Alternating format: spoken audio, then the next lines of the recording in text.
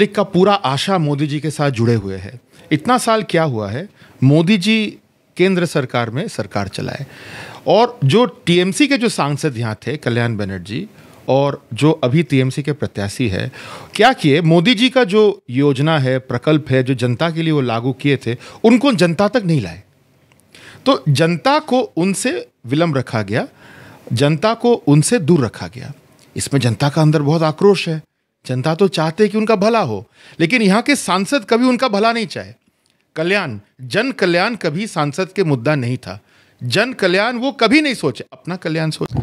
जय हिंद। 2024 लोकसभा का आगाज हो चुका है और सभी दल लगभग अपने सभी प्रत्याशियों का नाम घोषित कर चुके हैं। पश्चिम बंगाल का जो राजनीति है वो आप सभी जानते हैं, काफ़ी चर्चा का विषय बना रहता है, चाहे वो लोकसभा हो, चाहे विधानसभा हो, चाहे वो पंचायत इलेक्शन है, और सामने ही लोकसभा है।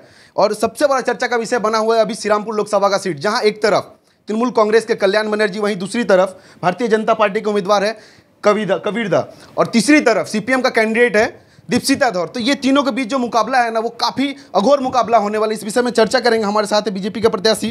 दादा, सबसे पहले हमारे चैनल में स्वागत है आपका। नमस्कार, बहुत बहुत धन्यवाद। दादा, इस बार बीजेपी का मुद्दा क्या रहेगा लोकसभा में? मुद्दा एक ही है, विकसित भारत। भारत को एक ऐसा शक्ति बनाने का जो पूरा दुनिया में, पूरा विश्व में श्रेष्ठ देश हो। मोदी जी भारत को जो जगह में ले गए हैं, आज भी हर देश का जो राष्ट्रपति है, प्रधानमंत्री है, भारत को एक दूसरा आंख से देख रहे हैं। भारत का मर्यादा मोदी जी जहां ले गए हैं, आज भारत को श्रेष्ठ भारत, एक भारत श्रेष्ठ भारत बनाने का मेन मुद्दा यही है। क्या लगता है श्रीरामपुर लोकसभा का जो लोकसभा इलेक्शन होगा वो कितना टफ हो? क्योंकि तीनों कैंडिडेट अपने अपने जगह पे दादा स्ट्रिक्ट है। आप हो गए, दीपशिता धर हो गई, कल्याण बनर्जी हो गए, सब अपने अपने जगह पे प्रचार कर रहे, सबका अलग अलग बयान है। कितना टफ होगा श्रीरामपुर लोकसभा का इलेक्शन? ये लोकसभा वोट है कि ये लड़ाई भारत किसको, जनता भारत किसके हाथ में सौंपेगी, ये उसका लड़ाई है।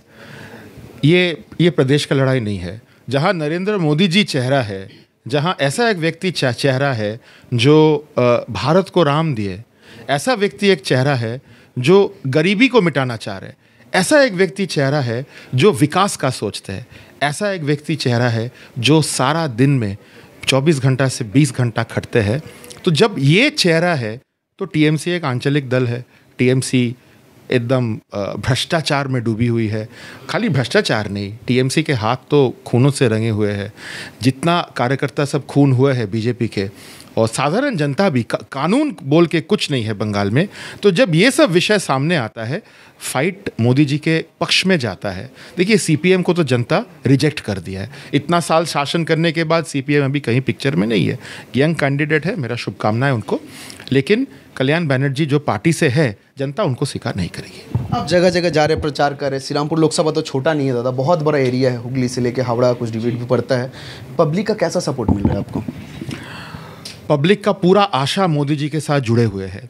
इतना साल क्या हुआ है, मोदी जी केंद्र सरकार में सरकार चलाए और जो टीएमसी के जो सांसद यहाँ थे कल्याण बनर्जी और जो अभी टीएमसी के प्रत्याशी है, क्या किए, मोदी जी का जो योजना है, प्रकल्प है, जो जनता के लिए वो लागू किए थे, उनको जनता तक नहीं लाए।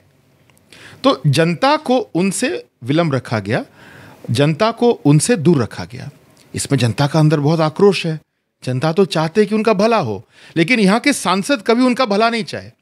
कल्याण, जन कल्याण कभी सांसद के मुद्दा नहीं था।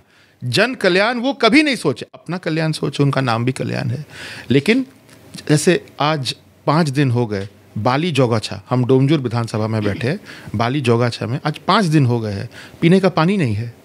ये सब समस्या, नाला का प्रॉब्लम है। महिला लोग दादा पूरा एकदम रास्ता अवरोध करके जगह जगह प्रतिरोध कर रही है। जहां जहां टीएमसी का प्रत्याशी जा रहे हैं, महिला लोग, भाई पानी अगर नहीं मिलेगा आदमी बचेगा कैसे? अगर जीवन को लेके ऐसा खेल होगा, ये तो जीवन को लेके खेल कर रहा है ममता बनर्जी और कल्याण बनर्जी। इसीलिए जनता पूरा आक्रोश में भरी हुई है, मोदी जी के तरफ खाली प्रतीक्षा कर रहे हैं। दादा, ये जल वाला समस्या तो काफी दिनों से था, कहीं ना कहीं पश्चिम बंगाल के लोगों का उम्मीद था ये पानी एक बहुत बड़ा फैक्टर हो जाता है पश्चिम बंगाल सरकार की तरफ से। जल प्रकल्प के नाम पे जगह जहाँ पे नल देने के नाम पे स्कैम हुआ, उसका पैसा स्कैम कर दिएगा, और अभी महिलाओं को तो काफी परेशानी हो रही है पानी के लिए। तो क्या कहना चाहेंगे?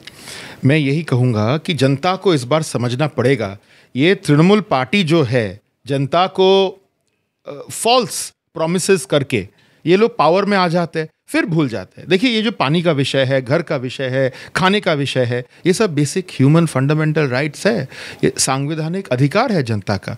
इसमें भी अगर चोरी कटमनी हो, जनता बचेगी कैसे? इसका मतलब जनता का कोई चिंता नहीं है। अपना जेब भरो, अपना बड़ा मकान बनाओ, अपना 4 चाका गाड़ी लो, विदेश जाओ, पैसा बनाओ, बाहर होटल बनाओ। यही तृणमूल नेता लोग का यही है। भारत को गठन करना, राष्ट्र शक्ति बनाना, भारत का हित में तृणमूल नहीं सोचते। अगर आपको श्रीरामपुर लोकसभा का लोग जिताता है तो आपका सबसे पहला काम क्या होगा? जनता को सम्मान देना। आज सम्मान बहुत बड़ा इशू है। जनता यहाँ सिर ऊंचा करके मैं भारतीय हूँ, मैं श्रीरामपुर के वासी हूँ, ये विश्वास लेके यहाँ जी सके, उनको अपना अधिकार मिले। अधिकार सिर्फ वोट का अधिकार नहीं। यहाँ पंचायत में 70% आदमी को वोट नहीं दिया गया था। ऐसा है, ऐसा होता है, यहाँ बूथ दखल हो जाता है। वोट एक चीज़ है, पीने का पानी मिले, साफ पानी मिले, यहाँ जो सुविधा है, जो केंद्र सरकार का सुविधा है, सब पहला चीज़ होगा जनता का सम्मान।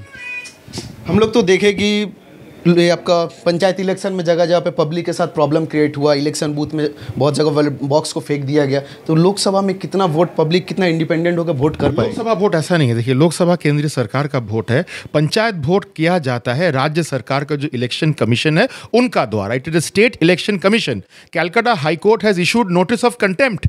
Calcutta high court has issued rule of contempt against the state election commissioner. ये पश्चिम बंगाल का इतिहास में फर्स्ट टाइम है, क्योंकि इतना घोटाला हुआ पंचायत इलेक्शन में, आज उनको कोर्ट में खड़ा होना पड़ता है। जो राजीवा सिन्हा थे, जो स्टेट निर्वाचन कमिश्नर है, उनको। तो आप सोचिए कितना घोटाला हुआ है। Lok Sabha vote is under election commission of India. हम लोग का सबका आस्था है उनके ऊपर कि इस बार निष्पक्ष से वोट होगी और पक्ष राय जो है मोदी जी के पक्ष में रहे। पब्लिक भरोसा कर सकती है कि इस बार निष्पक्ष तरीके से वोट कर पाएंगे, व्यक्ति वोटिंग बूथ पे जाके अपना वोट दे पाएंगे। हम लोग का आस्था इलेक्शन कमीशन ऑफ इंडिया के ऊपर है, हम लोग का आस्था उनके ऊपर ही है। मैं इलेक्शन कमीशन ऑफ इंडिया का आग्रह करूंगा, विशेष रूप से श्रीरामपुर लोकसभा को देखिए। यहाँ बहुत इतिहास है, यहाँ मारपीट दंगे का इतिहास है, रामनवमी में यहाँ हमले हुए थे, यहाँ एंटी सोशल एलिमेंट्स है, डोमजूर बोलिए, जगतवल्लभपुर में हुए, यहाँ बूथ दखल हो जाते। विशेष रूप से यहाँ ध्यान दीजिए, आपका इमेज खराब ना हो। इलेक्शन कमीशन के ऊपर जनता का भरोसा है, क्योंकि एक केंद्रीय इंडिपेंडेंट ऑर्गेनाइजेशन है। सामने फिर रामनवमी है दादा, रिसरा में आगे बार रामनवमी में बहुत बुरा भाव। Police has refuse permission. इतना बायस प्रशासन है, वो लोग रिसरा में परमिशन रिफ्यूज कर दिए हैं। तो मेरे पास जो सूचना है, जो कमेटी है रामनवमी का, वो लोग कलकत्ता हाईकोर्ट गए हैं और कुछ ही दिन में, 2-3 दिन में शायद सुनवाई है।